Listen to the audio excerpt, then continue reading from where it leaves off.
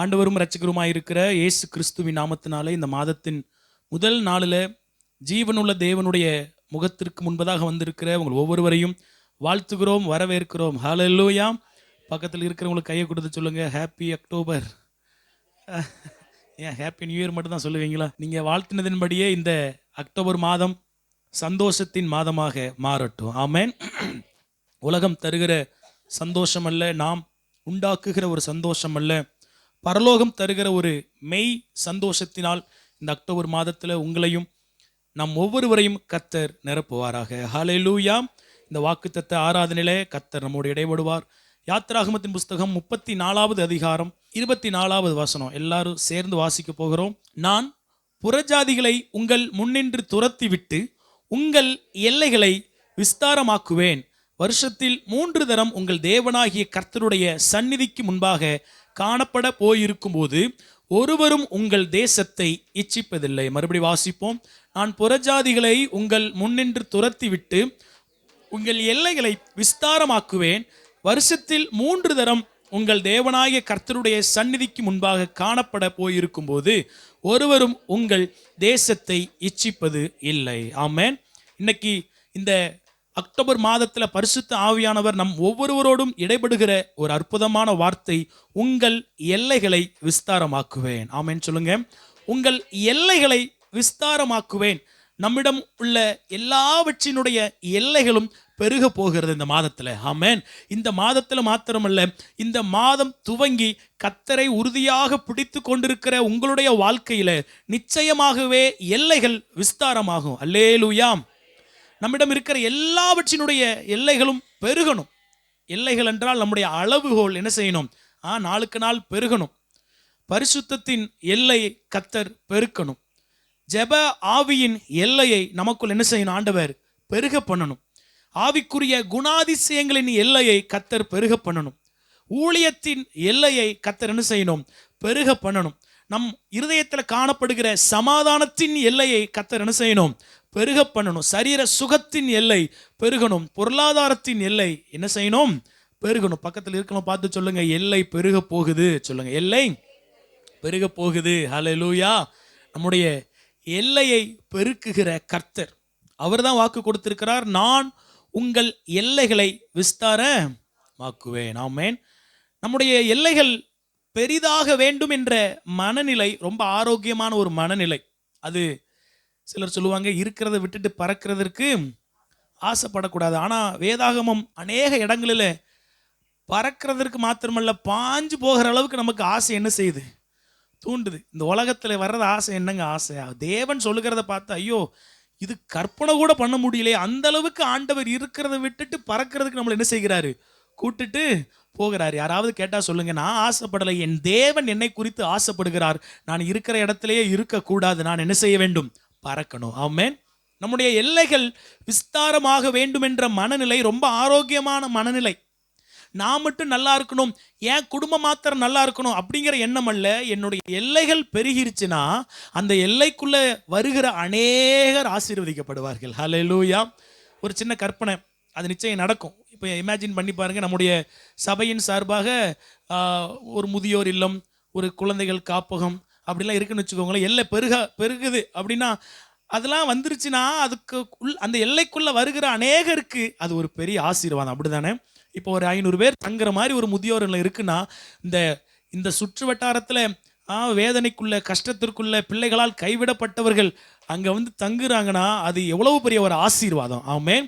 ஆமாம். ஒரு சிறு பிள்ளைகள் தங்குகிற ஒரு ஆர்ஃபனேஜ் இருக்குன்னு வச்சுக்கோங்களேன். எத்தனையோ பிள்ளைகள், நீங்கள் தூத்துக்குடி திருநெல்வேலி போய் பார்த்தீங்கன்னா எத்தனையோ பிள்ளைகள் பிச்சை எடுத்து கொண்டு இருக்கிறார்கள். நாம் சில நேரங்களில் அவங்கள பார்க்கும் பொழுது நமக்கு ஒரு மாதிரி பாவமாக இருக்கும். இந்த சிறிய வயதில் இப்படி பிச்சை எடுத்து கொண்டு இருக்கிறாங்களே சொல்லி.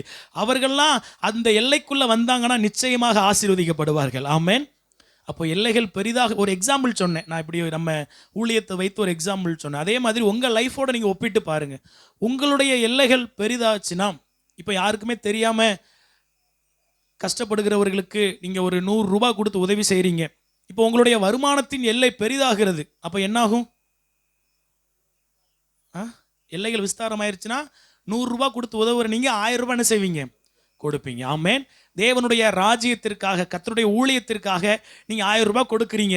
இப்போ உங்களுடைய எல்லைகள் பெரிதாகுதுன்னா அப்போ உங்களுடைய அந்த நீங்கள் ஒரு ஆசீர்வாதத்தின் ஊற்றாக மாறிடுவீங்க. ஆமாம், அதுதான் ரொம்ப சிம்பிளாக சொல்லணும்னா, எல்லைகள் பெரிதாச்சுன்னா நீங்கள் மற்றவர்களுக்கு பிரயோஜனமான ஒரு பாத்திரமாக மாறிடுவீங்க. ஆமேன். அப்போ என் எல்லைகள் பெரிதாக வேண்டுமென்ற மனநிலை ஆரோக்கியமான மனநிலை. பக்கத்தில் இருக்கலாம் பார்த்து சொல்லுங்க, எல்லைகள் பெரிதாக வேண்டுமென்று விரும்புங்கள். சொல்லுங்க, எல்லைகள் பெரிதாக வேண்டுமென்று விரும்புங்கள். 1 நாளாகமத்தின் புஸ்தகம் 4வது அதிகாரம், 1 நாளாகமம் 4, 9, 10 வாசிங்க. யாபேஸ் தன் சகோதரரை பார்க்கிலும் கனம் பெற்றவனாயிருந்தான். அவன் தாய் சொல்லி அவனுக்கு யாபேஸ் என்று பெயரிட்டான். யாபேஸ் இஸ்ரவேலின் தேவனை நோக்கி, தேவரீர் என்னை ஆசீர்வதித்து என் எல்லையை பெரிதாக்கி. பாருங்க, யாபேசினுடைய விருப்பம், யாபேசினுடைய ஜெபத்தை பாருங்க. ஆண்டவர் நோக்கி பார்த்து, ஆண்டவரே என் எல்லையை பெரிதாக்கி. இது ஆரோக்கியமான மனநிலை. இது ஒரு நல்ல ஜெப குறிப்பு. ஆமென். நீங்களும் போய் ஜெபம் பண்ணுங்க. ஹல்லேலூயா. ஆண்டவரே எங்களுடைய எல்லையை பெரிதாக்குங்க. இந்த அக்டோபர் மாதத்தின் வாக்குத்தத்தத்தின்படியே என்கிட்ட கொஞ்சம் சந்தோஷம்தான் இருக்கு, அதனுடைய எல்லையை பெருசாக்குங்க. என்கிட்ட கொஞ்சம் பணம் தான் இருக்கு, அதனுடைய எல்லையை பெருசாக்குங்க. ஆண்டவர் என்கிட்ட கொஞ்சம் ஜபாபி தான் இருக்கு, அதை இன்னும் கொஞ்சம் என்ன செய்யுங்க, பெருசாக்குங்க. என்கிட்ட கொஞ்சம் வேத அனுபவம் தான் இருக்கு. நல்லா கவனிங்க. கட்டுறது கையளவு, கல்லாதது உலகளவு. அப்படிதான் வேதம். நீங்க சங்கீதம் 23 நீங்க எடுத்துக்கிட்டாலும், எனக்கு சங்கீதம் 23 தரவா தெரியும். எனக்கு ஆண்டவர் இதில் வெளிப்பாடை கொடுத்துட்டாரு, இதற்கு மேலே இதில் கற்றுக்கிறதுக்கு ஒன்றுமே இல்லை அப்படி சொல்ல முடியாது. தெரிந்த சங்கீதமாக இருந்தாலும் அதனுடைய எல்லை ரொம்ப பெருசு. ஹல்லேலூயா. எனக்கு சங்கீதம் 1 மனப்பாடமாக தெரியும். சங்கீதம் 119 தலைகளை தண்ணி குடிச்சிட்டே நான் சொல்லுவேன், அப்படி இல்லை. அப்படி இருந்தாலும் அதில் அநேக சத்தியங்கள் அடங்கி இருக்கு. ஆமேன். என் ஃப்ரெண்டோட பாட்டி, நான் சொல்லியிருக்கேன் நினைக்கிறேன், ரோமருக்கு எழுதின நிருபத்தை பின்னாடி இருந்து வசனத்தில் சொல்லுவாங்களாம். எப்படி? ரோமருக்கு எழுதின நிருபம் நமக்கு முன்னாடி இருந்து போனாலே என்ன செய்யுது, திக்குது. அந்த பாட்டி பின்னாடி இருந்து அடி பெறாம, பின்னாடினா தலைகீழ கடைசி வசனத்துலேருந்து இப்போ 16, 15, 14 அப்படி சொல்லுவாங்களாம். அப்படி சொன்னவங்களே எனக்கு இதில் எல்லாம் தெரியும் அப்படி சொல்லிட முடியாது. கற்றது கையளவு, கல்லாதது. அப்போ இந்த வேத வெளிச்சத்தினுடைய எல்லை நமக்குள்ள என்ன செய்யணும், பெருகணும். ஹல்லேலூயா. எல்லாம் பெருகிருச்சுன்னா, நல்லா கவனிங்க. இப்போ இவ்வளோ பெரிய இந்த ஒரு 30 சென்ட் இடம் இருக்கு. இதில் ஒரு 5 வாட்ஸ் பல்பு போடுவதற்கும் ஒரு 100 வாட்ஸ் பல்பு போடுவதற்கும் எவ்வளோ வித்தியாசம் உண்டு, அப்படி தானே? முன்னாடி இந்த மரத்தில் ஒன்றே ஒன்று தொங்கிக்கிட்டு இருக்கும், பார்த்தாலே பேய் பங்களா மாதிரி தான் இருக்கும். ஆனால் இங்கே மேலே 2 ஜட மாதிரி 2 ஃபோக்கஸ் லைட்டை மாட்டினோன்னு இங்கே நடந்து வர்றதுக்கு கால் கூச மாட்டிக்கு. ஏன்னா இவ்வளோ பெரிய எல்லையில் வெளிச்சம் இருந்தால் தான் நம்மளால் உள்ளே வர முடியும். ஹல்லேலூயா. உங்கள் வீட்லேயும் இனிமேலும் கரண்ட் பில்லை கூடிய நினச்சி ஒரு இத்து போன பல்பை போடாதீங்க, நல்ல பல்ப் அனுப்பிச்சிங்க. போடுங்க. ஹல்லேலூயா. எல்லைக்குள்ள வெளிச்சம் இருந்தா தான் நம்மளால நடமாட முடியும். ஏன் சொல்றேன்னா, இந்த வேத வெளிச்சம் அது பெருகினா தான் எல்லைக்குள்ள சமாதானம் இருக்கும். ஆமென். அப்போ எல்லைகள் பெரிதாக வேண்டுமென்ற மனநிலை ரொம்ப நல்ல மனநிலை. யாபேஸ் அப்படிதான் ஜெபம் பண்ண, ஆண்டவரே எல்லையே பெருசாக்குங்க. ஆண்டவர் சொல்லல, டே சுயநலவாதி, உன் எல்லையை பெருசாக்குமா கேட்குற, அப்படி சொல்லலை. ஆண்டவர் சந்தோஷப்பட்டார். என் பையன் கரெக்டான ஜெபத்தை என்ன செய்கிறான், பண்றான். ஹல்லேலூயா. என் பையனுக்கு கரெக்டான ஒரு விஷயம் தெரிஞ்சிருச்சு. எல்லைகள் பெருசாயிருச்சுன்னா அவன் எல்லைக்குள்ள வருகிற எல்லாரையும் அவன் நல்லா பார்த்துக்குவான். அவன் எல்லைக்குள்ள வருகிற எல்லாருக்கும் ஆசீர்வாதமா மாறிடுவான். அவன் எல்லைக்குள்ள வருகிற எல்லாரும் இவனால் ஆசீர்வதிக்கப்படுவார்கள். ஆமென். ஆபிரகாமுடைய எல்லையை ஆண்டவர் அதிகப்படுத்தினார். அவன் விக்கிரக வழிபாடு செய்கிற ஒரு குடும்பம், அவங்க தகப்பன் சிலைகளை செய்கிற ஒரு குடும்பம், அங்கிருந்து அவனை தனியா அழைத்து கானான் தேசத்திற்கு கொண்டு போய் அவன் எல்லைகளை பெரிதாக்கினார். கிட்டத்தட்ட வேத பண்டிதர்கள் சொல்லுகிறாங்க, அவன் வீட்டில் வேலைக்காரங்க மாத்திரம் 1000 பேராம். எத்தனை பேராம்? 10 வேலைக்காரங்க இருந்தாலும் இவ்வளோ பெரிய பானையில் சமைக்க வேண்டியிருக்கு. யோசிச்சு பாருங்க, 1000 பேர் அவன் வேலைக்காரங்க மாத்திரனா ஒரு நாளைக்கு எவ்வளவு சாப்பாடு நடந்திருக்கும், எவ்வளவு வேலை நடந்திருக்கும். யோசிச்சு பாருங்க. ஆபிரகாம் அப்படிங்கிற ஒரு நபரை ஆண்டவர் அழைக்கல, வாக்குத்தத்தம் கொடுக்கலன்னா அந்த 1000 பேருடைய நிலைமை என்ன இருக்கும்? புரியுதா உங்களுக்கு? ஆபிரகாமுடைய எல்லையை மாத்தினார்னா, உயர்த்தினார்னா, அந்த எல்லைக்குள்ள வருகிற எல்லாரையுமே ஆண்டவர் ஆசீர்வதிப்பார். ஆமென். அப்போ உங்களுடைய எல்லை பெருகிருச்சுன்னா, ஒரு எக்ஸாம்பிள், உங்களுக்கு வேதத்தினுடைய எல்லை பெருகிருச்சு அப்படின்னா உங்ககிட்ட வருகிற எல்லாரும் பாக்கியவான்கள். ஆமென். இயேசு கிறிஸ்துவுக்கு வேதத்தின் எல்லை ரொம்ப அதிகமாக இருந்துச்சு. அதனால தான் அவர் பேசுகிற ஞானத்தை கேட்டு சொல்கிறாங்க, உன்னை சுமந்த கர்ப்பம் பாக்கியம் உள்ளது. ஆமென். உனக்கு பால் கொடுத்த முலைகள் பாக்கியம் உள்ளது, ஆசீர்வதிக்கப்பட்டது. ஏன்னா அவர் வாயிலிருந்து வந்த அந்த வார்த்தையை கேட்ட உடனே, ஓ இவருக்குள்ள ஏதோ ஒரு விஷயம் இருக்குப்பா. ஹல்லேலூயா. உங்களுக்குள்ள ஜெப ஆவி பெருகிருச்சுன்னா பரலோகம் உங்களை பார்த்து சொல்லும், ஓ இவனுடைய ஜெபத்தினுடைய எல்லை பெருகிருச்சு, அதனால இவன் எல்லைக்குள்ள வருகிற ஒவ்வொருவரும் ஆசீர்வதிக்கப்பட்டவர்கள். ஆமென். சரி, அதனால கவனிக்கணும். எல்லைகளை கர்த்தர் நிச்சயம் பெரிதாக்க வேண்டும் என்று விரும்புகிறார். நீங்களும் விரும்பணும். அதுதான் வாக்கு தத்துவம். இன்னையிலிருந்து விரும்புங்க, என் லைஃப்ல இருக்கிற எல்லா எல்லைகளும் விஸ்தாரமாகணும். ஆமென். சமாதானம், சந்தோஷம் எல்லாம் விஸ்தாரமாகணும், உடம்பை தவிர. அல்லேலூயா. உடம்பை தவிர எல்லாம் என்ன செய்யட்டும்? விஸ்தாரமாகட்டும். ஆரோக்கியம் விஸ்தாரமாகட்டும், பலன் விஸ்தாரமாகட்டும், உங்க மனசு விஸ்தாரமாகட்டும். சரி, முதல் காரியம், எல்லைகள் எப்படி விஸ்தாரமாகும், எப்பொழுது விஸ்தாரமாகும் அப்படின்னு கேட்டீங்கன்னா, முதல் பாயிண்ட், இயேசு கிறிஸ்துவால் மட்டுமே நம்முடைய எல்லைகளை விஸ்தாரமாக்க முடியும். பக்கத்தில் இருக்கலாம் பார்த்து சொல்லுங்க, நீ ஆராதிக்கிற தேவனால மட்டும்தான் உன்னை உயர்த்த முடியும். சொல்லுங்க, நீ ஆராதிக்கிற தேவனால மட்டும்தான் உன்னை உயர்த்த முடியும். பேங்க்ல பணம் இருக்கு, யாரால உங்களுக்கு பணம் கொடுக்க முடியும்? மேனேஜர். பரவாயில்ல. ஏன்னா பேங்கினுடைய சகல அதிகாரமும் யார் கையில் இருக்கு?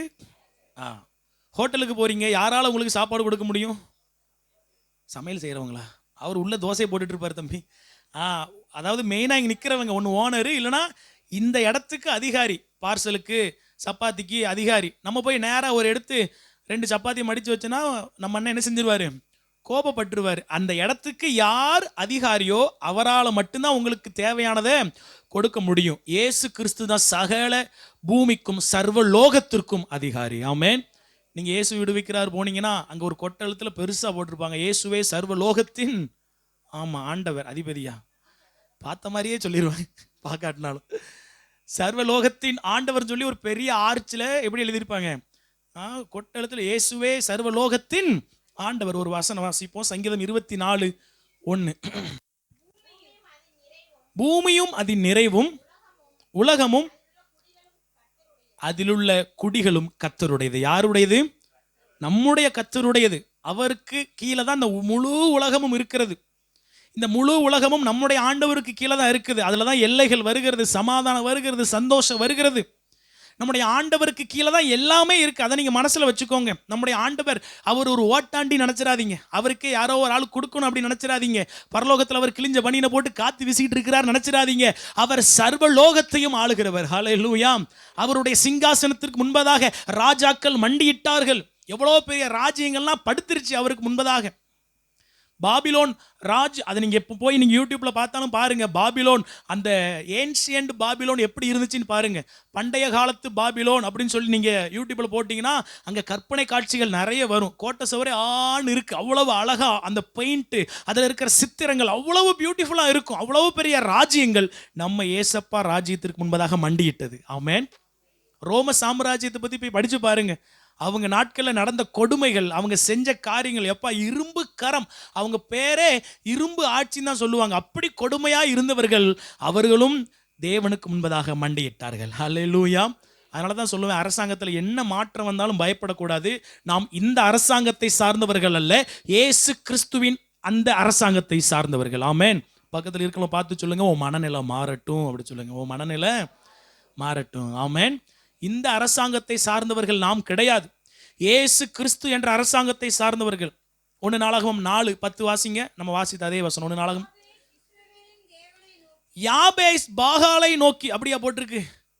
இஸ்ரவேலின் தேவனை நோக்கி. யாபேசுக்கு தெரிந்திருந்தது, அவன் இருந்த நாட்களில் விக்கிரக வழிபாடு இருந்தது. அவன் இருந்த நாட்களில் அநேக தேவர்களை வழிபட்டார்கள். ஆனால் யாபேஸ் ஒன்றை கண்டுபிடிச்சிட்டான், இஸ்ரவேலின் தேவனை நோக்கி. ஆமென். ஏன்னா அவருக்கு தெரிஞ்சு போச்சு, மற்றதெல்லாம் டூப்ளிகேட்டு, என் தேவன் அவர் உண்மையுள்ளவர். ஹல்லேலூயா. இஸ்ரவேலின் தேவனை நோக்கி, தேவரீர் என்னை ஆசீர்வதித்து என் எல்லையை பெரிதாக்கி. ஏன் மற்ற ஆப்ஷன்ட்டே போகலை? ABCD, பாகால், வானராகினி, யெகோவா தேவன், இந்த 3ல் சீட்டு குலுக்கி போட்டு ஒரு கடவுள்கிட்ட போவோம் அப்படியா போனார்? இல்லை, அவனுக்கு தெளிவாக தெரிந்திருந்தது, என் லைஃப்பில் எல்லைகள் விஸ்தாரமாக வேண்டும் என்றால் ஒரே ஒரு நபரால் மட்டும்தான் முடியும். அவர் தான் நான் ஆராதிக்கிற தேவன். ஆமென். நல்லா கவனிங்க, தேவனால் மட்டும்தான் உங்களுடைய எல்லைகளை விஸ்தாரமாக்க முடியும். ஏன்னு சொல்கிறேன்னா, அப்போ அவரை உறுதியாக பிடிச்சிக்கோங்க, அவரை இன்னும் அதிகமாக நம்புங்க, அவரோடு இன்னும் அதிகமாக பேசுங்க. ஒரு நபர்கிட்ட அதிகமாக பேச பேச அவர் மேலே உங்களுக்கு நம்பிக்கை அதிகமாக வந்துவிடும். உண்மைதானே? எந்த அளவுக்கு ஏசப்பா கிட்ட நீங்கள் பேசுகிறீங்களோ அந்த அளவுக்கு உங்களுக்கு நம்பிக்கை வரும். உங்களுக்கு இயேசு மேலே நம்பிக்கை இல்லைன்னா நான் தைரியமாக சொல்லுவேன், உங்ககிட்ட ஜெபமே இல்லைன்னு அர்த்தம், உங்ககிட்ட வேத வாசிப்பே இல்லைன்னு அர்த்தம். அவர் கூட நீங்கள் அதிகமாக பேசுனீங்கன்னா உங்களுக்கு அளவு கடந்த ஒரு நம்பிக்கை அவர் மேலே என்ன செஞ்சிடும்? வந்துடும். ஹல்லேலூயா. ஏன் ஜேடன் நானும் ஜெபிஷா கூப்பிட்டா மட்டும் டக்குன்னு பாஞ்சு வாரான்? ஏன்னா எங்கள் மோகரை தான் டெய்லி என்ன செய்கிறான்? பார்க்குறான். எங்கள் சத்தத்தை தான் அவன் கேட்குறான். எத்தனை பேர் இருந்தாலும் அப்பாட்ட வாரியான்னா சர்ன்னு என்ன செஞ்சிடுறாரு? மண்டையை ஆட்டிட்டு வந்துடுறான். ஏன்னா அவன் டெய்லி என்கிட்ட பார்க்குறான், என்கிட்ட பழகுறான், என் சத்தத்தை அவன் கேட்குறான். வேறு ஆப்ஷனே கிடையாது. நாங்கள் 2 பேரும் போட்டி போடுவோம், அம்மாட்ட போறியா அப்பாட்ட போறியான்னு பார்ப்போமான்னு. அம்மாட்ட தான் போவேன், ஏன்னா அம்மா முடிஞ்சு தான் அடிக்கடி என்ன செய்கிறான்? பார்க்குறான். ஏன்னா யார் முகத்தை அதிக நேரம் பார்க்கிறார்களோ அவர்களிடத்து தான் பிள்ளைகள் என்ன செய்வாங்க? போவாங்க. பெஸ்ட் எக்ஸாம்பிள் உங்களுக்கு புரிஞ்சிருக்கும்னு நினைக்கிறேன். அதே மாதிரி தான் தேவன் முகத்தை அதிகமாக பார்க்க பார்க்க பார்க்க நீங்கள் அவரை அதாவது முரட்டுத்தனமாக நம்ப ஆரம்பிச்சிருவீங்க. எப்படி நம்புவீங்க? முரட்டுத்தனமாக. பில்லி கிரஹாம் என்ற ஒரு பெரிய ஊழியக்காரர், அவர் பிரசங்கம் பண்ணும் பொழுது கிரிக்கெட் ஸ்டேடியத்தை வாடகைக்கு எடுத்து தான் கூட்டம் நடத்துவாங்களாம். என்னது, நமக்கு ஒரு 40 சேர வாடகைக்கு எடுத்து ஆள் வந்தாலே சந்தோஷமாக இருக்குது. யோசிச்சு பாருங்கள், கிரிக்கெட் ஸ்டேடியம் முழுவதும் ஏசப்பாவை ஆராதிக்கிற கூட்டம் இருந்துச்சுன்னா எப்படி இருக்கணும்? அவரை பார்த்து ஒருவர் ஒரு கேள்வி கேட்டாராம். பைபிளில் மீன் வயிற்றுக்குள்ள யோனா இருந்தாருன்னு சொல்கிறீங்களே, அது உண்மையா? அதெல்லாம் நம்புற மாதிரியா இருக்குது. எந்த மீன் வயிற்றுக்குள்ளேயாவது 3 நாள் உயிரோடு இருக்க முடியுமா? சரி, இப்போ மாற்றி சொல்கிறேன், உங்கள் வயிற்றுக்குள்ளே மீன் 3 நாள் உயிரோடு இருக்குமா? இருக்காது. உண்மை தானே? அதே மாதிரி தான் அவங்க கேட்ட கேள்வி கரெக்டு தானே? ஒரு மீன் நம்ம வயிற்றுக்குள்ளே இருக்க முடியாதது எப்படி உண்மையோ? ஏன்னா உள்ள ஆசிட் இருக்குது. உள்ளே போன உடனே அது அக்கு வேற ஆணி வேற பிரித்து ரத்தத்துக்கு என்ன வேணும், சதைக்கு என்ன வேணும், எல்லாத்தையும் என்ன செஞ்சிடும்? அனுப்பிடும். அப்படித்தானே மீன் வயிற்றுக்குள்ள யோனா போனா, அவன் 3 நாள் உயிரோட இருந்தான். 3 நாளைக்கு அப்புறம் திருப்பி வந்துட்டான். இது உண்மையா? இது எப்படி நம்ப முடியும்னு சொல்லி ஒரு நார்த்திகவாதி பில்லி கிரஹாம் ஊழியக்காரரை பார்த்து கேட்டாராம். பில்லி கிரஹாம் சொன்னாராம், ஐயா, ஒரு மீன் யோனாவை முழுங்கிருச்சுன்னு சொன்னாலும் நான் நம்புவேன். யோனா ஒரு பெரிய திமிங்கலத்தை முழுங்கிட்டான்னு சொன்னாலும் என்ன செய்வேன்? நம்புவேன். ஏன்னா என் பைபிள் சொல்லுதே, என் ஆண்டவர் ஒருபோதும் அவர் பொய் சொல்ல மாட்டார். ஹல்லேலூயா. அப்படி தான் நீங்கள் இருக்கணும். தேவனை முரட்டுத்தனமாக நம்பிடணும். என் எல்லைகளை விஸ்தாரமாக்குவார்னா, ஆமாம், எங்கே விஸ்தாரமாக்குவார் அப்படி நினச்சிடக்கூடாது. இந்த அக்டோபர் மாதத்தில் என் தேவனே நான் உண்மை நம்புகிறேன், என் எல்லைகள் விஸ்தாரமாகிறத இன்னைக்கு முதல் தேதி முதற்கொண்டு நான் பார்க்கணும். ஹல்லேலூயா.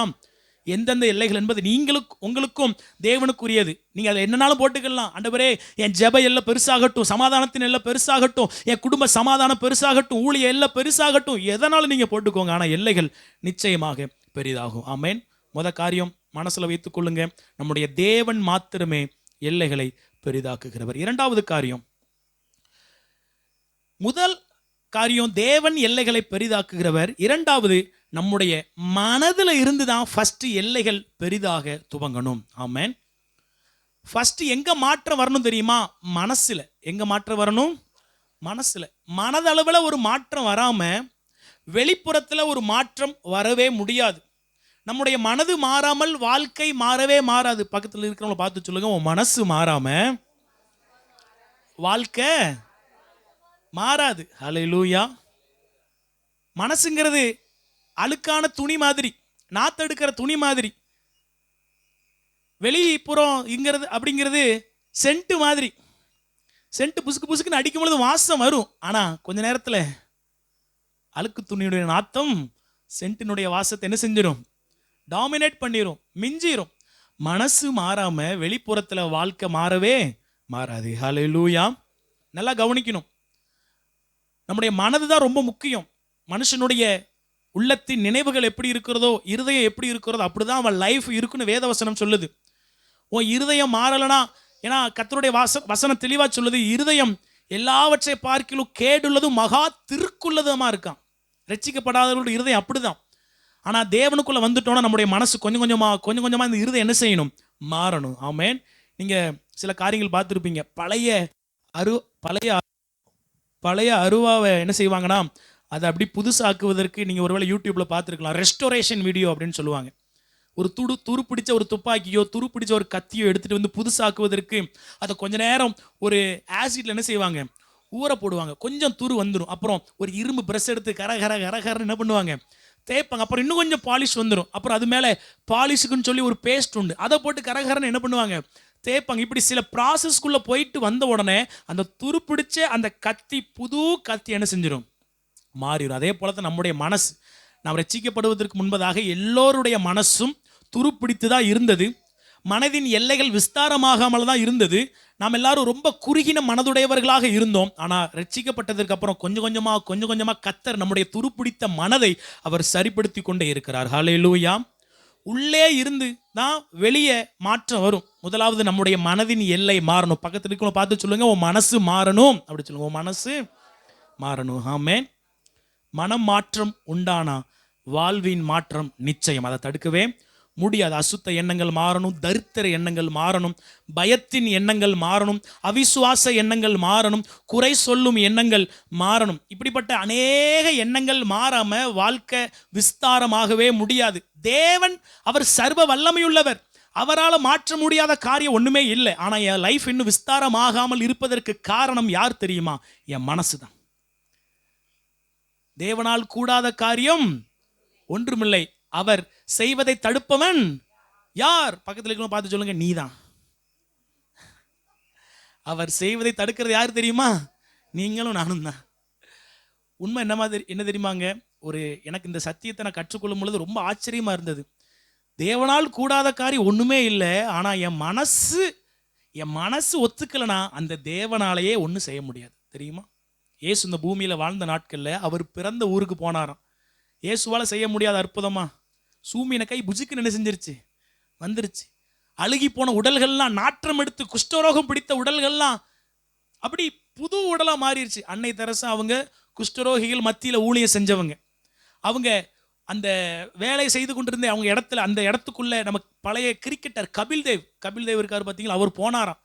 அவரால் உள்ள போய் கொஞ்ச நேரத்திலே வாமிட் அவரால் கண்ட்ரோல் பண்ண முடியல. அவ்வளவு நாற்றமா, அப்படி நாற்றம் எடுக்கும் குஷ்டரோகம்னா ஒரு செகண்ட்ல சித்தம் உண்டு சுத்தமாகு அப்படின்ட்டாரு. சுத்தமாயிருச்சு. அவ்வளவு அற்புதங்களை செய்தவர். நம்ம தண்ணியை இன்னைக்கு ஃபில்டர் பண்றதுக்குள்ள போதும் ஆயிருது. ஆனா அவ்வளவு பெரிய தண்ணியை ஆண்டவர் என்ன செஞ்சிட்டார், திராட்சை ரசமா மாத்திட்டார். எவ்வளவு அற்புதம்.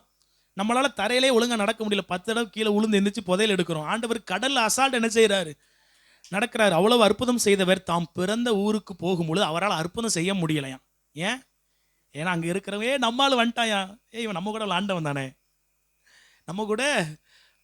நான் அந்த ஊருக்கு வந்த உடனே என்னை பார்த்து ஒருத்தர் கேட்டாரு. நான் செஞ்ச ஒரு வேலையை சொல்லி, நீ அன்னைக்கு இப்படி பண்ணவன் தானே அப்படின்னாரு. இவர் முன்னாடிலாம் ஆண்டவர் என்னையப்பா கொண்டு வந்தீங்கிற மாதிரி நினைச்சேன். நான் எப்படிப்பா நான் இந்த ஊரில் ஷைன் பண்ணுவேன்? தெரியாத ஊரில் போய் என்ன செஞ்சிடலாம், சிலம்பத்தை யார் தெரியுமா அப்படின்னு சொல்லி என்ன செஞ்சிடலாம், ஆக்டிங்கை போட்டுடலாம். ஆனால் இங்கேருந்தே வளர்ந்து பிறந்து நம்ம என்ன சொன்னாலும் அவங்க கண்ணு முன்னாடி பழைய ஜாபஸ் தான் என்ன செய்வார், நீ டவுசரை போட்டு கிங்கினி மங்கனி இப்படி ஓடிக்கிட்டு தெரிஞ்சவன் தானடா அப்படின்னு தான் என்ன செய்வாங்க, அவங்க பார்ப்பாங்க. அப்படிதான் இயேசுவை சொல்லிட்டாங்க. எப்படி சொன்னாங்க, இவர் தச்சனுடைய மகன் அல்லவா, இவனுடைய சகோதரர்கள் நம்ம கூட தானே இருக்கிறாங்க. இப்படி அவங்க மனசு இருந்ததுனால இயேசுவால அற்புதம் செய்ய முடியவில்லை. ஹல்லேலூயா. நல்லா கவனமா வைத்துக் கொள்ளுங்க. உங்க மனசு தரித்திர எண்ணத்தோட இருந்தீங்கன்னா, இனி என் லைஃப்ல என் கையில பணமே வராது அப்படின்னு மனசுல இருந்தீங்கன்னா, நான் தைரியமா சொல்லுவேன், உங்க கையில பணமே வராது. இனி என்னால ஜெபிக்கவே முடியாது, பிசாசு என் கழுத்துல ஏறி உட்கார்ந்துருக்கான் அப்படி சொல்லிட்டீங்கன்னா, தைரியமா சொல்லுவேன், உங்களால ஜெபிக்கவே முடியாது. உங்க மனசு மாறணும், உங்க மைண்ட் மாறணும். இந்த ஊர்ல என்னால பிழைக்கவே முடியாதுன்னு சொல்லிட்டீங்கன்னா எழுதி வச்சுக்கோங்க, நீங்க சொன்ன தீர்க்க தரிசனத்தின்படி தான் ஆகும். உங்களால பிழைக்கவே உங்க மனசு மாறணும், உங்க மைண்ட் வித்தியாசமா பார்க்கணும். வேதவசனம் சொல்லுகிறது, உன் நினைவுகள் என் நினைவுகள் அல்ல. ஒட்டனத்தத்தை குறித்து, மணியாட்சியை குறித்து, சுற்றி இருக்கிற கிராமங்களை குறித்து நாம் வைத்திருக்கிற நினைவுகள் அல்ல. தேவன் அவர் வித்தியாசமா வச்சிருக்கிறாரு. ஹல்லேலூயா.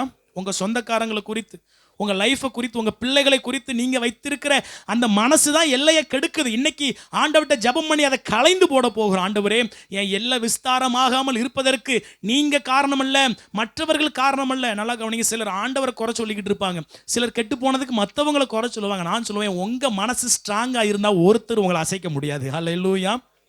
எங்கள் 1000 பேர் சதி பண்ணாலும் தானியேலை கவுக்க முடியலையே, ஏன்னா அவன் மனசு ஸ்ட்ராங்காக இருந்துச்சு. 1000 பேர் சதி பண்ணாலும் சாத்ராக், மேஷாக், ஆபேத் நேகோவை கவுக்க முடியலையே, ஏன்னா அவன் மனசு ஸ்ட்ராங்காக இருந்துச்சு. நான் இன்னைக்கு சொல்கிறேன், உங்கள் மனசு விஸ்தாரம் ஆயிருச்சுன்னா 1000 பேர் உங்களை தடுத்து நிறுத்தினாலும் விஸ்தாரத்தை ஒருவராலும் தடுக்க முடியாது. ஹல்லேலூயா. விஸ்தாரம் என்றால் என்ன? Very good. காலங்காத்தால என்கிட்ட கேட்டிங்களா பார்த்தீங்களா ஒரு கேள்வி? பாஸ்டர், கேள்வி கேட்கணும் தெரிஞ்ச உங்களுக்கு யாருக்கிட்ட கேட்கணும் தெரியாமல் போயிடுச்சு இந்த மாதிரிலாம் பார்க்குறீங்க. என்ன விஸ்தாரம் என்றால்? விரிவாக்கம். ஹல்லேலூயா. உங்களுடைய எல்லைகளை தேவனால் மட்டுமே விஸ்தாரமாக்க முடியும். இரண்டாவது, மனசில் ஒரு மாற்றம் வந்தால் தான் வெளிப்புறத்தில் ஒரு மாற்றம் வரும். தேவனுக்கு பிரியமில்லாத எல்லா எண்ணங்களும் மாறட்டும். நான் எப்போ சாக போகிறேன்னு இப்போமே உட்காந்து யோசிச்சுக்கிட்டு இருக்கக்கூடாது. என் பிள்ளைகள் உருப்படாமல் போயிடுவாங்களோ அப்படி யோசிச்சுக்கிட்டு இருக்கக்கூடாது. அன்னைக்கு ஒருத்தர் என்கிட்ட சொல்கிறாரு, இந்த உலகத்தில் நல்லவனுக்கு காலமே இல்லை. நான் சொன்னேன், ஆண்டவனை கை சூப்பிட்டு இருக்காரா? அவர் சொல்ல, உலகத்தில் நல்லவனுக்கு காலமே. நான் அவர்கிட்ட தெளிவாக சொன்னேன், அவன் விதைச்சதை அவன் என்ன செய்வான்? அறுப்பான். தேவன் ஒருவர் இருக்கிறார் அப்படின்னு ஒருத்தன் உணர்ந்து வாழ்ந்தானா நிச்சயமாக அவன் வாழ்க்கையில் தேவன் பெரிய காரியங்கள் என்ன செய்வார்? ஏன்னா மனுஷனோட எண்ணம் என்ன தெரியுமா? நல்லவனாக வாழ்ந்து ஒரு பிரயோஜனமும் இல்லை, அதனால் ஊரோடு ஒத்து வாழ். ஆண்டவர் வெளுத்து விட்டுருவார். ஊரோட ஒத்து வாழ்ந்தால் ரொம்ப நாள் ஓட முடியாதுங்க, நம்மளால் நினைக்க முடியாதுங்க. மனுஷங்க சொல்லுவாங்க 1000, இந்த உலகத்தில் நல்லவனுக்கு காலமே இல்லைன்னு சொன்னால் நீங்கள் சொல்லுங்கள், நான் நல்லவனோ கெட்டவனோ அது முக்கியம் இல்லை, என் ஆண்டவர் நல்லவர். ஹல்லேலூயா. உங்கள் மனசு அப்படி மாறட்டும். இந்த ஊர் என்ன சொன்னாலும் உங்கள் மனசை நீங்கள் பாதுகாத்துக்கோங்க. ஆமென். ஒரே ஒரு வசனத்தை வாசித்து முடிப்போம். நெகேமியாவின் புஸ்தகம் 9வது அதிகாரம் ஒரு 15 வசனங்களை வாசிக்க போகிறோம். எல்லைகள் விஸ்தாரமாகணும், ஆண்டவர் வாக்கு கொடுத்திருக்கிறார். தேவனால் மட்டும்தான் விஸ்தாரமாக்க முடியும். முதலாவது மனசு உள்ள இருந்து தான் விரிவாக்க பணி நடைபெறணும். இப்போ நம்ம சபைக்கு சென்ட்ரிங் போட்டிருக்கோம். முதலாவது எங்கே நடந்துச்சு இந்த சென்ட்ரிங் சொல்லுங்க? ஏன் மனசுக்குள்ளே நடந்து முடிஞ்சிருச்சு. ஆமென். மனசுக்குள்ளே நடந்து முடிஞ்சிருச்சுன்னா வெளியே அது என்ன செஞ்சிடும்? வந்துடும். நானும் மகாராஜாவும் ஒரு 3 மாதத்துக்கு முன்னாடி ஒரு ஃபோட்டோ எடுத்தோம். அவன்கிட்ட சொல்லி எடுத்தேன், மகாராஜா இன்னும் கொஞ்சம் மாதத்தில் இந்த சர்ச்சு இப்படி இருக்காது, ஆதாரத்துக்கு ஒரு ஃபோட்டோ என்ன செஞ்சுக்குவோம், வச்சுக்கோ. ஒரு நாள் டிவியில் என்ன செய்வேன், அதே ஃபோட்டோவை மகாராஜா நினைக்கிறேன், பாஸ்டர் அப்படி தெரிஞ்ச நல்ல டிஷர்ட் போட்டு வந்திருப்பேனே. அன்றைக்கி எல்லாம் வேலையை முடிச்சுட்டு உட்காந்துருந்தோம். இப்படி இருந்து ஒரு சர்ச்சு பேக்ரவுண்ட் தெரிகிற மாதிரி ஒரு செல்ஃபி எடுத்தோம். அவன்கிட்ட சொன்னேன், ஒரு நாள் இந்த சர்ச்சில் என்ன செய்வேன், ஆமாம் போடுவேன். அது இப்போ என்ன செய்யாது, இருக்காது. முதலையே நம்ம மனசுக்குள்ளே ஒரு விரிவாக்கம் வந்துருச்சுன்னா வெளிப்புறத்தில் ஒரு விரிவாக்கம் நிச்சயம் என்ன செஞ்சிடும், வந்துடும். அதனால் இன்னிலேருந்து பக்கத்தில் இருக்கிறவங்க பார்த்து சொல்லுங்கள், மாற்றி யோசி. விஜய் டிவிக்கு போயிடக்கூடாது, இங்கே இருந்துட்டு மாற்றி யோசிக்கணும். ஹல்லேலூயா. நெகேமியாவின் புஸ்தகம் 9வது அதிகாரம் ஒரு 15 வசனங்களை வாசிக்க போகிறோம். எல்லாரும் சேர்ந்து வாசிக்க போகிறோம். இடையில விட்டுட்டு போயிடாதீங்க, கைவிட்டுறாதீங்க, தூங்கிடாதீங்க. நெகேமியா 9. அந்த மாதம் 24ஆம் தேதியிலே, சேர்ந்து சத்தமாக வாசிங்க. இஸ்ரவேல் புத்திரர் உபவாசம் பண்ணி ரெட்டுடுத்தி தங்கள் மேல் புழுதியை போட்டு கொண்டவர்களாய் கூடி வந்தார்கள். இஸ்ரவேல் சந்ததியார் மறு ஜாதியாரையெல்லாம் விட்டு பிரிந்து வந்து நின்று தங்கள் பாவங்களையும் தங்கள் பிதாக்களின் அக்கிரமங்களையும் அறிக்கையிட்டார்கள். அவர்கள் எழுந்திருந்து தங்கள் நிலையில் நின்றார்கள். அப்பொழுது ஒரு ஜாமம் மட்டும் அவர்களுடைய தேவனாகிய கர்த்தரின் நியாயப்பிரமாண புஸ்தகம் வாசிக்கப்பட்டது. பின்பு ஒரு ஜாமம் மட்டும் அவர்கள் பாவ அறிக்கை பண்ணி தங்கள் தேவனாகிய கர்த்தரை பணிந்து கொண்டார்கள். ஒரு ஜாமம்னா 3 மணி நேரம். 3 மணி நேரம் பைபிள் வாசிச்சிருக்கிறாங்க. அப்புறம் 3 மணி நேரம் என்ன செஞ்சிருக்கிறாங்க, பாவ அறிக்கை பண்ணியிருக்கிறாங்க. யெசுவா, பாணி, கத்மியேல், செப்பனியா, புன்னி, செரேபியா, பாணி, கெனானி என்பவர்கள் லேவியருடைய படிகளின் மேல் நின்று தங்கள் தேவனாகிய கர்த்தரை நோக்கி மகா சத்தமாய் ஓலமிட்டார்கள். பின்பு லேவியரான யெசுவா, கத்மியேல், பாணி, ஆசாப்னேயா, செரேபியா, ஒதியா, செப்பனியா, பெத்தகியா என்பவர்கள் ஜனங்களை பார்த்து, நீங்கள் எழுந்திருந்து அனாதியா என்றென்றைக்கும் இருக்கிற உங்கள் தேவனாகிய கர்த்தரை ஸ்தோத்தரியுங்கள் என்று சொல்லி, கர்த்தரை நோக்கி, எந்த ஸ்துதி ஸ்தோத்திரத்திற்கும் மேலான உம்முடைய மகிமையுள்ள நாமத்துக்கு ஸ்தோத்திரம் உண்டாவதாக. சத்தமா, நீர் ஒருவரே கர்த்தர், நீர் வானங்களையும் வானாதி வானங்களையும் அவைகளுடைய சர்வ சேனைகளையும் பூமியையும் அதிலுள்ள எல்லாவற்றையும் சமுத்திரங்களையும் அவைகளில் உள்ள எல்லாவற்றையும் உண்டாக்கினீர். அவைகளை எல்லாம் நீர் காப்பாற்றுகிறீர். வான சேனைகள் உம்மை பணிந்து கொள்ளுகிறது. ஆபிராமை தெரிந்து கொண்டு அவனை ஊர் என்னும் கல்தையரின் பட்டணத்திலிருந்து புறப்பட பண்ணி அவனுக்கு ஆபிரகாம் என்னும் பெயரிட்ட தேவனாகிய கர்த்தர் நீர். அவன் இருதயத்தை உமக்கு முன்பாக உண்மை உள்ளதாக கண்டு கானானியர், ஏத்தியர், எமோரியர், பெரிசியர், எபூசியர், கிருகாசியருடைய தேசத்தை அவன் சந்ததிக்கு கொடுக்கும்படி அவனோடு உடன்படிக்கை பண்ணி உம்முடைய வார்த்தைகளை நிறைவேற்றினீர். நீர் நீதியுள்ளவர். எகிப்திலே எங்கள் பிதாக்கள் அனுபவித்த சிறுமையை நீர் கண்டு சிவந்த சமுத்திரத்தில் அவர்கள் கூப்பிடுதலை கேட்டீர். பார்வோனிடத்திலும் அவனுடைய எல்லா ஊழியக்காரரிடத்திலும் அவன் தேசத்தின் சகல ஜனத்தினிடத்திலும் அடையாளங்களையும் அற்புதங்களையும் செய்தீர். அவர்கள் உமது ஜனங்களை அகந்தையாய் நடத்தினார்கள் என்பதை அறிந்திருந்தீர். இப்படியே இந்நாள் வரைக்கும் இருக்கிறபடி உமக்கு கீர்த்தியை உண்டாக்கினீர். நீர் அவர்களுக்கு முன்பாக சமுத்திரத்தை பிரித்ததினால் கடலின் நடுவாக கால் நனையாமல் நடந்தார்கள். வலுவான தண்ணீர்களிலே கல்லை போடுகிறது போல அவர்களை தொடர்ந்தவர்களை ஆழங்களிலே போட்டுவிட்டீர். நீர் பகலிலே மேக ஸ்தம்பத்தினாலும் அவர்கள் நடக்க வேண்டிய வழியை அவர்களுக்கு வெளிச்சமாக்க இரவிலே அக்னி ஸ்தம்பத்தினாலும் அவர்களை வழி நடத்தினீர். நீர் சீனாய் மலையில் இறங்கி வானத்திலிருந்து அவர்களோட பேசி அவர்களுக்கு செம்மையான நீதி நியாயங்களையும் நல்ல கட்டளைகளும் கற்பனைகளுமாகிய உண்மையான பிரமாணங்களையும் கொடுத்தீர். உமது பரிசுத்த ஓய்வு நாளை அவர்களுக்கு தெரியப்படுத்தி உமது தாசனாகிய மோசேயை கொண்டு அவர்களுக்கு கற்பனைகளையும் கட்டளைகளையும் நியாய பிரமாணங்களையும் கற்பித்தீர். அவர்கள் பசிக்கு வானத்திலிருந்து அப்பம் கொடுத்து அவர்கள் தாகத்திற்கு கண்மலையிலிருந்து தண்ணீர் புறப்பட பண்ணி நீ அவர்களுக்கு கொடுப்பேன் என்று ஆணையிட்ட தேசத்தை சுதந்தரித்து கொள்ள பிரவேசியுங்கள் என்று அவர்களுக்கு சொன்னீர். போதும். ஹல்லேலூயா. இவ்வளவு வசனத்தை ஏன் வாசிச்சேன்னா, இந்த வசனங்கள் ஆரம்பத்திலேருந்து வருது. எத்தனை பேர் டிவியில் சமையல் பார்த்துருக்கீங்க?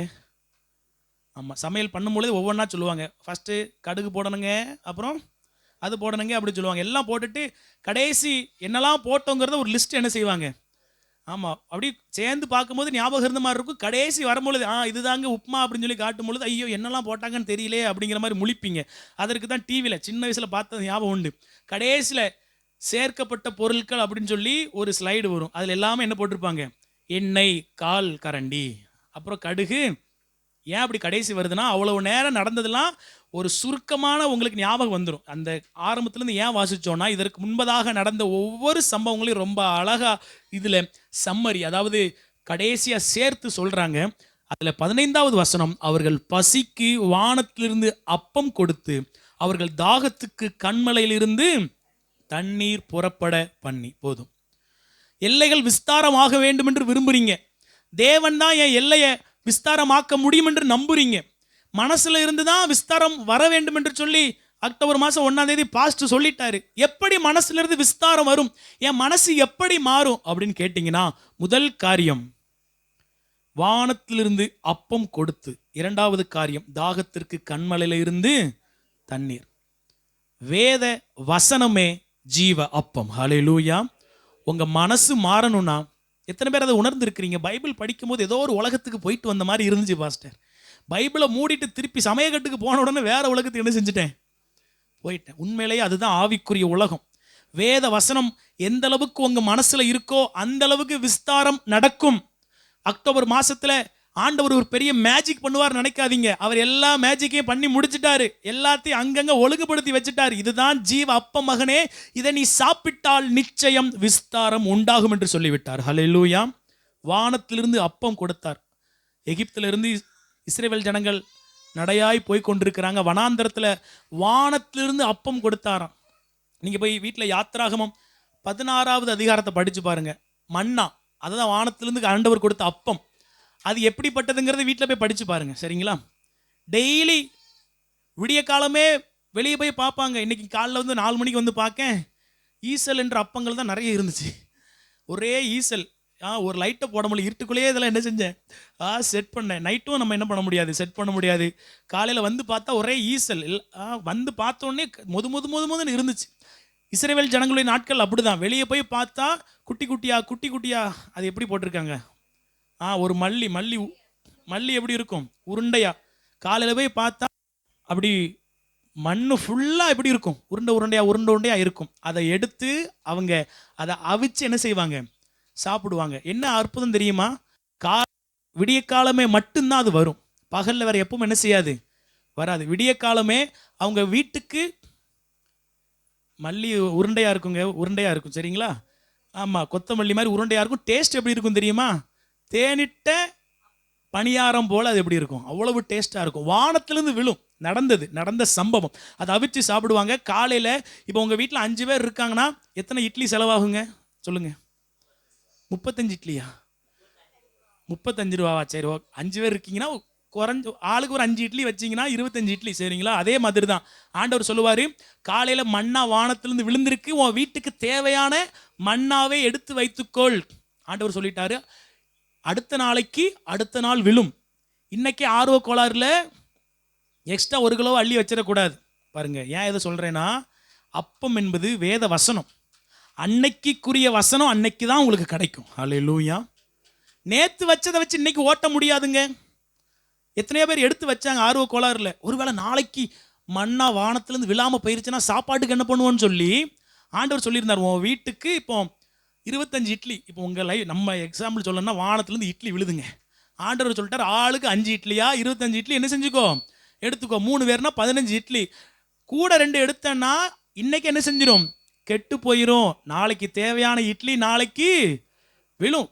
இட்லின்னு சொன்னோன்னா மக்கள் மூஞ்சி பிரைட் ஆயிட்டு, மண்ணான உடனே அது என்ன அப்படிங்கிற மாதிரி தான் பார்த்துக்கிட்டு இருக்கீங்க. ஆண்டவர் சொல்லிட்டாரு, அதிகாலமே போ, உனக்கு தேவையான இட்லி என்ன செய்யும். ஆமாம், மகாராஜா பார்க்க அப்போ சட்னி சாம்பார் பாஸ்டர், எல்லாரும் விவரமாக தான் இருக்கீங்க. நல்லா கவனிக்கிறீங்களா? ஆண்டவர் சொல்லிட்டார், அன்னைக்கு தேவையானது அன்னைக்கு காலையில் விழும். ஆர்வ கோளாறுல எக்ஸ்ட்ரா சேர்க்காத, அடுத்த நாள் உனக்கு தேவையானது அன்னைக்கு காலையில் விழுந்திருக்கும். புதன்கிழமைக்கு தேவையானது புதன்கிழமை அதிகாலமே நான் விழ வச்சிருப்பேன் அப்படின்னு சொல்லிட்டாரு. ஆனால் நிறைய பேர் ஆர்வ கோளாறு, ஐயோ விழாமல் போயிட்டு நான் என்ன செய்யறதுன்னு சொல்லி சேர்த்து வச்சாங்க. அது புழு பிடிச்சு அது என்ன செஞ்சிருச்சு. என்ன சொல்ல வரேன்னா, இன்னைக்கு தேவையான மண்ணாவை இன்னைக்கு தான் நீங்கள் வாங்கணும். ஆமேன். அது காலையில் பண்ணால் சந்தோஷம், நேரம் கிடைக்கும் போது எப்போ பண்ணாலும் சந்தோஷம். ஆனால் இன்னைக்கு தேவையான மண்ணா உங்களுக்கு வேணும். இல்லைனா உங்கள் மனசு மாறாது. உங்களால் வனாந்திரத்தில் நடக்க முடியாது. இஸ்ரவேல் ஜனங்களுக்கு கைகாலம், நமக்கெல்லாம் பாருங்க டைம் தாண்டிடுச்சுன்னா கைகாலம் நடுக்கம் கொடுத்துரும். ஏன்னா சரீரத்திற்கு ஆகாரம் அவசியம். அதே மாதிரி தான் ஆவிக்குரிய மனுஷன் நடுங்கி போயிருக்கான். எல்லைகள் விஸ்தாரமாகலை, ஏன்னா உள்ள மண்ணா போகவில்லை. ஹல்லேலூயா. நேரமாயிட்டுன்னு சொல்கிறவங்கள ஒரு அல்லேலூயா சொல்லுங்க.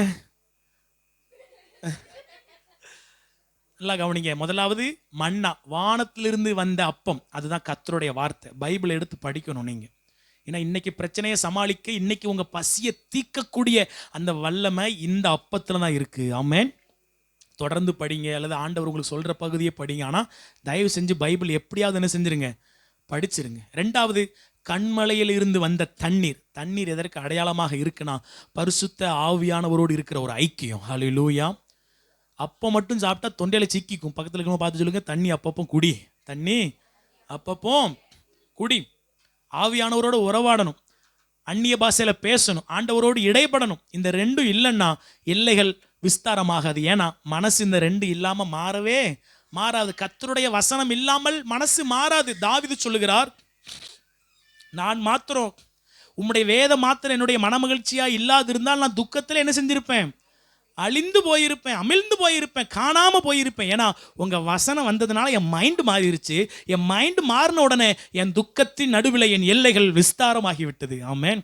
நம்முடைய மைண்டு மாறினா மற்றவைகள் ஈஸியாக மாறிவிடும். உங்கள் மைண்டு மாறிடுச்சுன்னா தேவனால் ஈஸியாக உங்கள் லைஃப்பில் செயல்பட முடியும்.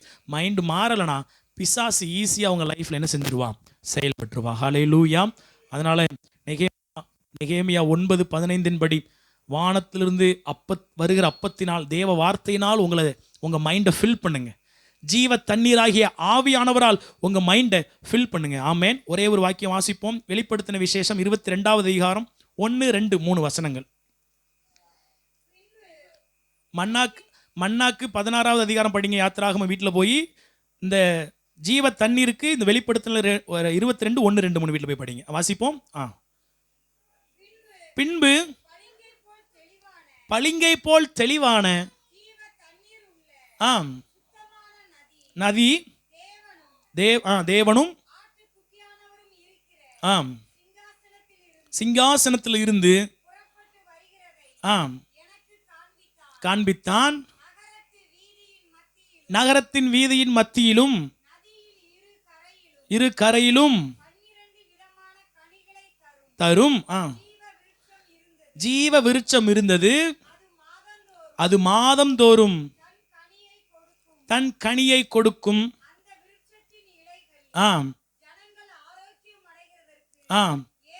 மூணாவது வசனம் சேர்ந்து வாசிப்போம். இனி ஒரு சாபமும் இராது, தேவனும் ஆட்டுக்குட்டியானவரும் இருக்கிற சிங்காசனம் அதில் இருக்கும். நல்லா கவனிங்க. ஜீவ அப்பமும் ஜீவ தண்ணீரும் இருந்துச்சுன்னா பக்கத்தில் இருக்கிறவங்க பார்த்து சொல்லுங்க, இனி ஒரு சாபமும் இராது. ஹல்லேலூயா. இனி ஒரு சாபமும் இராது. அநேகருடைய வாழ்க்கையில முன்னோர்கள் செஞ்ச பாவம் தொடரும், முன்னோர்கள் செஞ்ச தப்பு தொடரும். அவங்க ஏதாவது செஞ்சிருப்பாங்க, ஏதாவது விக்கிரக ஆராதனை, அருவருப்பு, ஏதாவது வயசான கேசுங்களை என்ன செஞ்சிருப்பாங்க, கருணை கொலை செஞ்சிருப்பாங்க. அது உங்களை தொடரும்.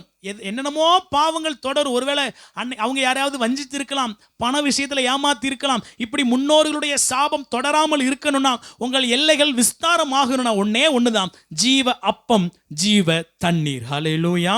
தயவு செஞ்சு நல்லா வசனம் படிங்க, நல்லா உட்கொள்ளுங்க.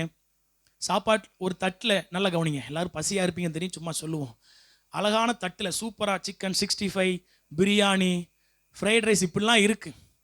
இதை எடுத்து அதை சவைச்சு சாப்பிடாத வரைக்கும் உங்கள் வயிற்றுக்குள்ளே அது என்ன செய்யாது, போகாது. பிரியாணி இருக்குது எல்லாருக்கும் என்ன பாருங்கள், பிரியாணி இருக்குன்னு பார்த்துட்டே இருந்தீங்கன்னா பிரியாணி அங்கேயே தான் என்ன செய்யும், இருக்கும். அதை எடுக்கணும், சவைக்கணும், வாயில் போட்டு என்ன செய்யணும், சவைக்கணும். கத்தரன் மேப்பரா இருக்கிறா என்ன செய்யணும், மேப்பரா இருக்கிறாங்கிற வசனத்தை நல்லா மெடிடேட் பண்ணணும். ரெண்டாவது, ஆவியானவர் என்ற தண்ணீரை நல்லா பருகணும். ஹல்லேலூயா. இது வரைக்கும் நான் அந்நிய பாஷை பேசுகிறேன் அப்படின்னு சொல்கிறவங்க தொடர்ந்து பேசுங்க. ஹல்லேலூயா. எனக்கு பேச வராதுன்னு ஆண்டவர்கிட்ட கேளுங்க, என்ன அந்த தண்ணீரால் நிரப்புங்க ஆண்டவரே, நானும் பேசணும், நானும் அந்த தண்ணீரை குடிக்கணும். நான் குடிச்சிட்டேன்னா அது போகிற இடமெல்லாம் ஆரோக்கியம் உண்டாயிரும். ஆமேன். பக்கத்தில் இருக்கணும் பார்த்து சொல்லுங்க, எல்லைகள் நிச்சயம் விஸ்தாரமாகும். எல்லைகள் நிச்சயம்.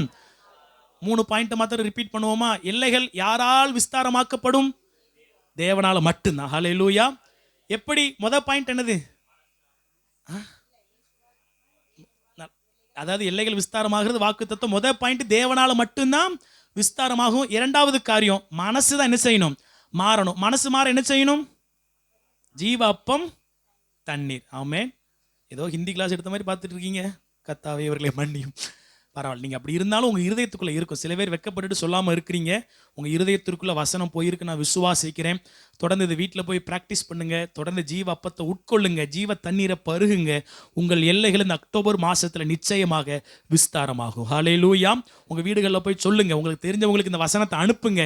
நம்முடைய எல்லைகள் விஸ்தாரமாக போகிறது. ஆமென். இந்த வசனத்தை கனம் பண்ணுங்க. இதுதான் ஜீவ அப்பம். இந்த மாதம் ஃபுல்லாக இதை உங்கள் வாயில் போட்டு சவைத்து கொண்டே இருங்கள், அதை ருசித்து கொண்டே இருங்கள். உங்கள் எல்லைகள் நிச்சயம் விஸ்தாரமாகும். கண்களை மூடி ஜெபம் பண்ணுவோம். சர்வ வல்லமையுள்ள தேவனே, நல்ல ஆண்டவரே, நாங்கள் துதிக்கிறோம், ஸ்தோத்தரிக்கிறோம்.